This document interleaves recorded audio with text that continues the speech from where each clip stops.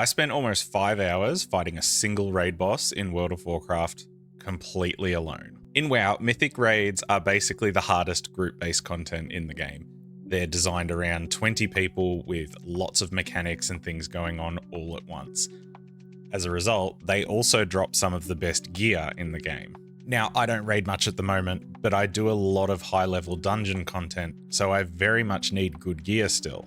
And there's one specific piece of gear that I really want. The Logic Gate Alpha ring from the Plexus Sentinel, which is the first boss on the current raid Manaforge Omega on Mythic difficulty. This ring has an absolute mountain of critical strike, which my protection Paladin would really like in dungeons. The problem though is that I can't seem to get this ring. I've joined multiple random groups over the last few months, and either the ring doesn't drop, or when it does drop, somebody else wins it. So, how could I ensure that I'm the one that gets the loot? Well, I could try to build a group that only had people in it that didn't need the ring, but at this point in the season, most people doing the first few bosses on Mythic are just on alts, and most of them are going to want the ring. It's good for me, it's also very good for everyone else.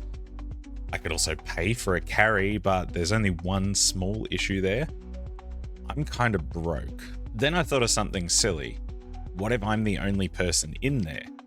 I remembered in my doom scrolling a few weeks back, I ran into a Reddit post that said that Protection Paladin could solo the first boss on Mythic. It would just take a while. Perfect, I thought. I've got nothing but time on this fine Sunday. Little did I know the monotonous boredom that I was about to put myself through. Now, to start, I needed to be in a raid group to actually enter the raid, even if the other person wasn't in there with me. I attempted a few times to try and invite one of my other characters by listing up a group and then logging off, but it turned out the group pretty much always just auto disbands when you log off. Fortunately, my friend Ash was kind enough to lend his druid to be in the party until I got the kill. It doesn't even have to be online, just enough to have the raid group actually formed. Now, walking into the raid, we have to clear up the first few ads in the area before the boss. This was probably a very good indication here of exactly the amount of time I was going to have to put in to actually do this, but I kind of ignored this part. These ads took a solid 10 to 15 minutes to kill. Very boring, not much going on, never really in danger of dying. Now you might be asking yourself, how the hell are you supposed to solo a mythic boss that is scaled for 20 people to be in the raid? And that's an excellent question. With Plexus Sentinel, what was stated in the Reddit post is if you were able to get to the end of the first intermission without dying, the boss would effectively turn into a target dummy and stop doing mechanics after that point. So, what we needed to do was find a way to survive through the first set of group-wide mechanics, and then the first intermission, and then we were basically home free. So let's have a look at these mechanics. The first that we need to live is 2 tank busters. This just does a massive tank hit and leaves a big puddle on the ground. The first one of these is not too bad, but it also places a debuff on the tank, which is me because I'm the only person there. That means that the second one hits significantly harder. So the first one we can kind of eat, the second one we really need big mitigation for. Next is the group soak. Now this, in the actual raid with 20 players, is designed to be soaked by 10 people for the first pulse and 10 people for the second pulse. What we have to do is eat both of those soaks alone. So a lot of damage mitigation is needed here as well. During the intermission, the boss jumps back to the back of the room and these 2 ads will spawn. If we don't kill them fast enough, which we worked out is basically impossible for a single person to do anyway, we need a massive immunity or defensive to survive the hit that happens after that. And then lastly, the boss will cast this ability for the next 3 minutes with a shield up and do progressively higher levels of damage until the cast ends. This isn't designed to be lived. However, if we make it through this channel, we can then just wail away at the boss until it dies. So breaking this down, we effectively need to survive 3 instances of enormous damage on us all at once, and then 1 3-minute phase where it's just damage over an extended period of time. Now, I went into this more or less just sciencing to begin with. I worked out that we can basically just naturally take the first tank buster without using any abilities. To begin with, I thought that I could potentially immune the double soak and then use really, really big defensives on the second tank buster.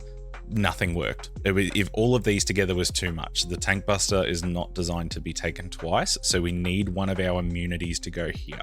Now, for those who don't play Protection Paladin, we have 2 immunities. We can use Bubble, or we can use Blessing of Spell Warding. So that covers us for 2 of the 3. Now, after this, we need to just cover one of these other big damaging events. In the end, after sciencing, I worked out that we can naturally eat the first tank buster and then pop everything on the double soak. I mean, having Spell Block active with Avenger's Shield and Word of Glory on ourselves, Blessing of Ancient Kings, Ardent Defender, Eye of Tyr, and then also after that, the Ritual Mud Defensive Trinket was enough to keep us alive through that phase. We could then bubble the second tank buster to fully immune the damage, and then Blessing of Spell Ward on ourselves once the ads were about to explode during the intermission. Great. Now we just have to survive, right? You would think that this would be the easy bit, but this was actually the hardest bit. Once I got the ability rotation down for the first part of the fight, the problem then became running out of mana. Every single time I would get into the intermission phase and have to survive for the next 3 minutes, I would go I wouldn't be able to heal myself because the damage coming out was too much. So we had to do some on the ground troubleshooting. My first thought was to pop a message in guild chat asking someone to mail me some mana potions, which one of my guildmates kindly did.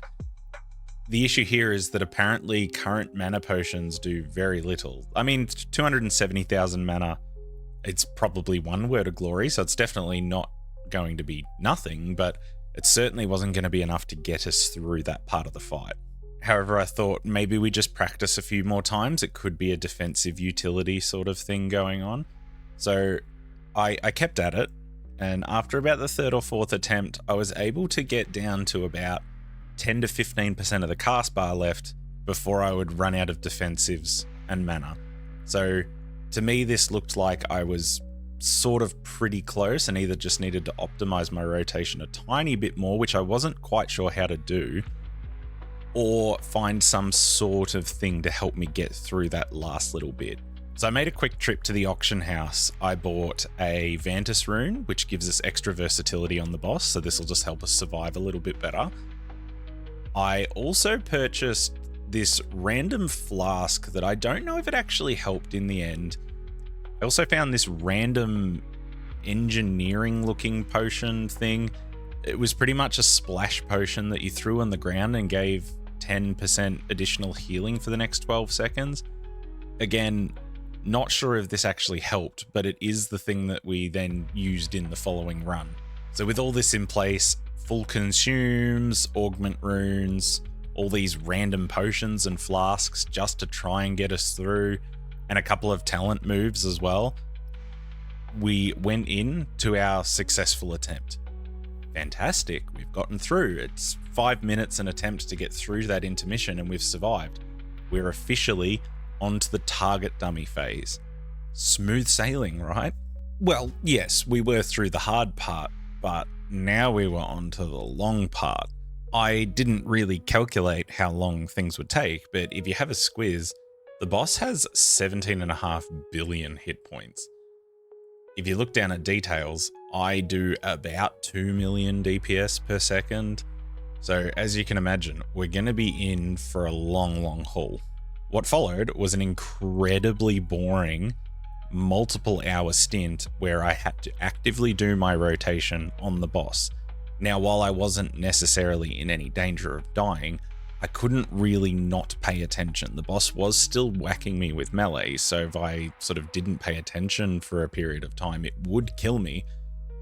However, there was really nothing else going on. I was effectively whacking a target dummy that was hitting me back a little bit, but we just mowed it on through. I had old school RuneScape on my second monitor. I watched a few YouTube videos. I chatted to some friends in Discord, and we slowly whittled the health of the boss down. But then we hit a little bit of a snag. I had a look down in the corner and I could see that my durability on my armor was starting to get a bit low. And then I also noticed that my weapon was yellow. Now the boss was around the 30% mark at this point in time. So I was doing the maths and thinking, oh God, I hope I've got enough time left to actually kill this thing. I kept checking periodically though, and I noticed that when the boss was in the low 20s, my weapon was down at 11 out of 110. So we're now starting to get into dire straits. I did the maths. I'm like, no, I don't actually have enough durability on this one-hander to get me through. So I did a little bit of on-the-fly problem solving. I was having a look up the top here. This is the toy that I can access a mailbox with. I potentially was going to ask someone to mail me a repair hammer that I could put down and use mid-fight, but as you can see, the cooldown on this is still active and I won't have this toy available for quite some time, way longer than when I'd actually need it by. So at that point, I was kind of a bit befuddled on like, I'm not sure what to do. Do I ask someone to look up like other toys that have mailbox access so that they could potentially mail me something? I had a look in my bags and from memory, you couldn't actually equip different pieces of gear mid-fight. However, I just, out of trying something, I suppose, clicked on this other one-handed weapon, and to my absolute surprise, it equipped. Okay, we're through. That's great. We are now just able to cruise through to the end. But then we got down into the teens, and I noticed that my shield was actually starting to break too. Now, I think the stats being missing from this wouldn't be too bad, but the problem is one of the main damaging abilities for Prop Paladin is Shield of the Righteous, which, you guessed it, requires a shield. Fortunately though, the shield didn't break. I checked it periodically as the boss got lower and lower, but despite it being yellow and on the verge of breaking, we managed to have enough durability left in the shield, and we polish off the boss. 5, 3, 1 is dead. Let's go. The fight itself took a grand total of 2 hours and 27 minutes since I pulled the boss. Good things come to those with persistence or something like that. I don't know, there's a saying, right? We get the loot. It's time to get our ring. Or at least that would be the happy ending to the story. The worst bit about this is, despite the fact that I had to sit there for 2.5 hours whacking a target dummy, and if I got up at any point, I'd have to restart the whole thing, we don't get anything. We get 2 mail pieces of gear, 1 cloth piece of gear, which I can't even use, and a 2-handed polearm, which I guess the polearm is good because it gives me a weapon if I decide to play Retribution in Raid, but all in all, we basically get nothing for all of the work that we just put in. So I guess I'm doing this again next week, right? Hell no. This was the most boring thing in the world. Awesome to be able to say that I soloed the first boss of Mythic. However, I don't think I can put myself through that mind-numbing experience again. And there you have it. That is how I soloed a Mythic raid boss over the course of 2.5 hours. If you enjoyed the video, drop a like. Otherwise, until next time, gamers, take care.